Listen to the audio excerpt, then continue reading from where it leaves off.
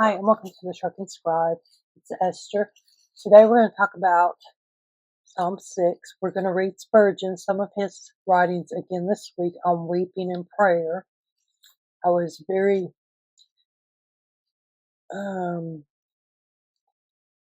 moved by the way he put his explanation of weeping and what he thought of it. So I'll read that to you after the Psalms. Then I'm going to show you some little things that I've been making for my digital shop, and these will be going in my regular shop when I get back. I'm leaving out of town tonight. Yes, tonight, and I won't be back till next Thursday. So I'm not sure if I'm going to get videos up on Monday and Wednesday. We'll see. I'm taking my computer, so I have some on there. I think that's about it. So I hope y'all have a great weekend. So today we are discussing Psalm 6. To the choir master with stringed instruments, according to the Shanith, a psalm of David. O Lord, rebuke me not in your anger, nor discipline me in your wrath. Be gracious to me, O Lord, for I am languishing. Heal me, O Lord, for my bones are troubled. My soul is greatly troubled. But you, O Lord, how long? Turn, O Lord, deliver my life. Save me for the sake of your steadfast love. For in death there is no remembrance of you. In Shiloh, who will give you praise? I am weary with my moaning. Every night I flood my bed with tears. I drench my couch with weeping. My eyes waste away because of grief. It grows weak because of my foes. Depart from me, for all your workers of evil. For the Lord has heard the sound of my weeping. The Lord has heard my plea.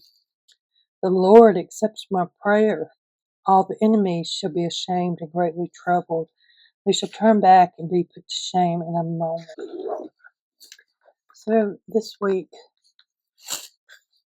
I read, I've got my computer today, so I'm trying to see if I can get it where all of us can read it. So I'm still reading. I think I got the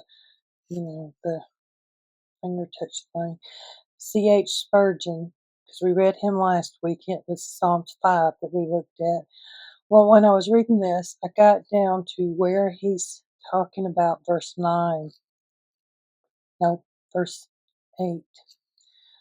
David has found peace, and rising from his knees, he begins to sweep his house of the wicked.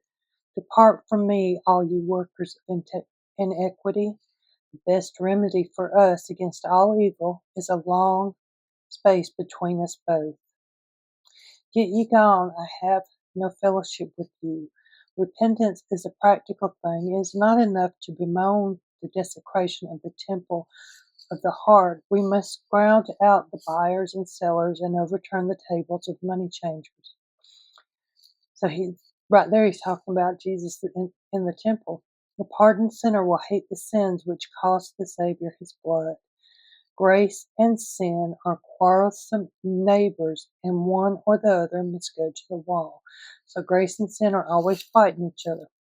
Now here, this next little paragraph right here was what I really thought was connected to last week's reading, and when I talked about the Lord's Prayer, that God that has everything, but then also that you can talk to God and He knows what you're saying when you don't have the words. For the Lord hath heard the voice of my weeping. What a fine Hebraism, and what grand poetry it is in English. He hath heard the voice of my weeping. Is there a voice in weeping? Does weeping speak? In what language doth it utter its meaning? Why is that universal tongue which is known and understood in all the earth, and even in heaven above, when a man weeps, whether he be a Jew or a Gentile, barbarian, Scythian, bond or free, it has the same meaning in it. Weeping is the eloquence of sorrow. It is an unstammering orator, needing no interpreter, but understood of all.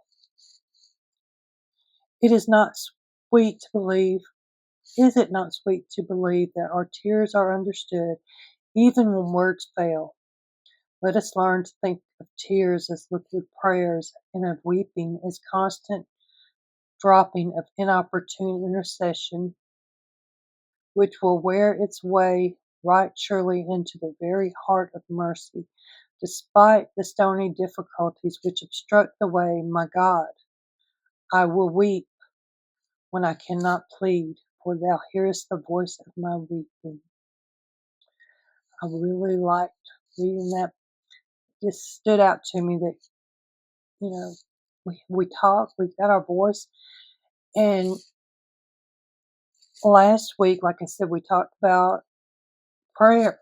Here, Spurgeon carries that over into Psalms 5 or 6.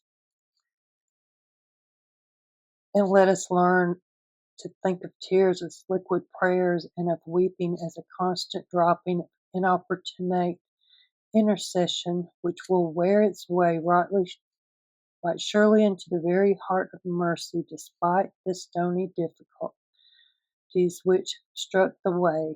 My God, I will weep when I cannot plead, for thou hearest the voice of my weeping. So God hears you even when you're crying and you're shedding tears, and even when you've done cried so much you can't cry no more. So Psalm 6 and 5, the whole book of Psalms has been very inspirational to me. So I hope that helps someone. It's helped me today to read that. So next week I will be out of town. Actually, I'm leaving this afternoon to go out of town.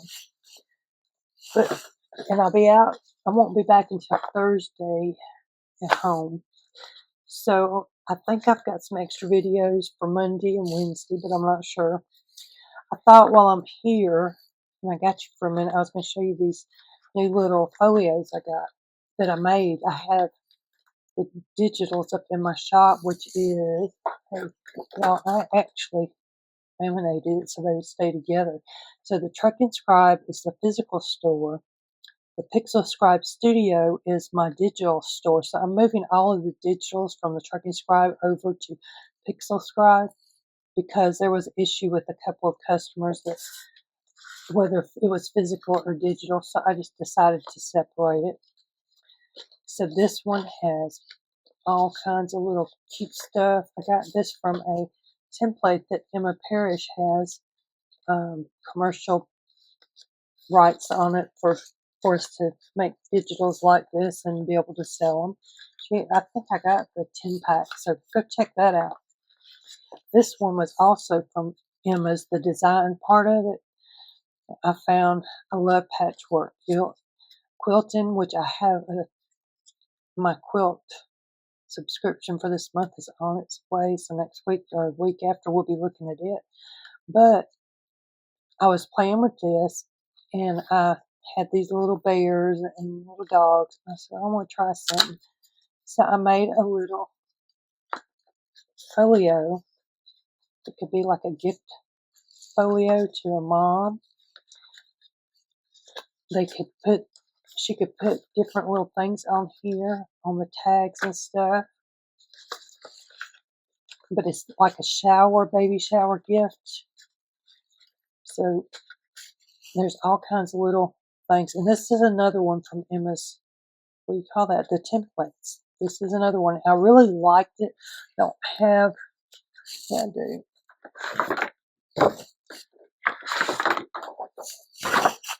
So, and I'll try, if I can get time, I'm going to link this in the description. So if you want to go get this digital, it's just the template. I put in all the colors and the backgrounds and the words.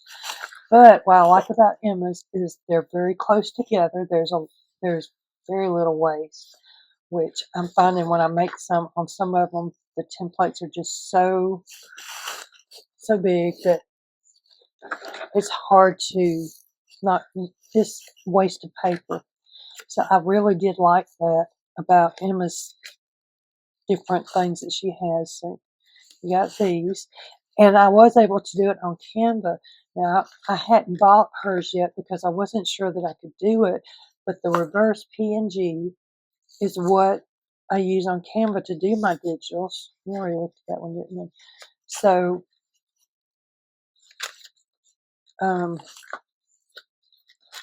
I can do a video of that one day. Trying to know, this is one of mine, I think. So, I just kind of played around with these, and the fabric just seemed like it went together. So these are little folios that I have in my shop now. In the Pixel Scribe shop, you can go get them. They're 50% off this week. So they are on sale right now. They're really fast and easy to make. I printed them on cardstock. I think it's 110-pound cardstock. So, and then I did, this here had the little flower there, so I put the Velcro piece there so you could close it like that. And the same thing over here, I did the same way. And then these three are all the same template for the actual design. She was really cute with those pretty eyes. I had to make one with her, and I'll be putting these up in my shop for sale, but I'm not going to have time today, so they'll be sometime next week or the week after. And if you are looking for some, I definitely can make some when I get back home. But I'm going to put up, I think I have a visit to a yarn store, yarn mill in Ireland. I'm going to see if I can't put right behind this so you guys can see it. So I hope you enjoyed what little bit of time I've got to spend with you today, and I'll see you next week. So I am sure I'm a mess. Don't know, but I'm here at Blarney Aaron Experience, and this is the coolest store if you like knitting. So there's a big thing of knitting going over me. If I turn around, it goes down here. I'm going to turn you around if I can. I may have to stop and redo it. Let me see. Yeah. Okay, so let me turn you around so I can show you what's going on in here, because it's pretty cool. So, Blarney Aaron Experience. There's my sister Sandy and my Aunt Rosa, who loves knitting. We're going to walk over here. So you have the sheep, you have the barrels of wool, and back there in the back is machine. Here's some wools. So right there is the knitting machine, and they're rolling down, and they have different stitches going on. And my wife, she was later invested. So here is the knitting machine, and it's just going back and forth and putting that out. So they take and they knit the front, they knit the back, and they knit the sleeves, and then they sew it together. Look at all of that thread they got back down there for different ones, so they do different colors. And the gentleman behind the counter said that they can put your name on the ones that they make. So, look at this. This is an example of one of the sweaters. The cables. And then, as far as you can see, there is lace. What is here. And if it's okay, everything, it can go to shelf. Just we have special labels with names. We can make that with anyone names. Blarney Woolen Mills made in Ireland 4, and we can put there anyone names. That happens here. Or shortly, how one sweater born. It's how going to shelf, from yarn to shelf. That happens.